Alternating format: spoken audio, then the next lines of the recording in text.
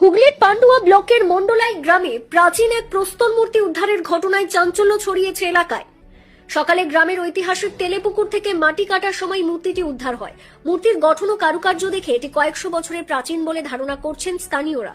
গ্রামবাসীদের সূত্রে জানা গিয়েছে, বেশ কয়েকদিন ধরেই মন্ডলাই গ্রামের ওই পুরনো পুকুরটি সংস্কারের কাজ চলছিল। আজ সকালে শ্রমিকরা যখন পুকুরের তলার মাটি সরানোর কাজ করছিলেন, তখনই তাদের নজরে আসে একটি শক্ত পাথুরে বস্তু। কাদা সরিয়ে দেখা যায় সেটি একটি সুবিন্যস্ত দেব বিগ্রহ। খবরটি মুহূর্তের মধ্যে গ্রামে ছড়িয়ে পড়লে কয়েকশো মানুষ পুকুর পাড়ে ভিড় জমান।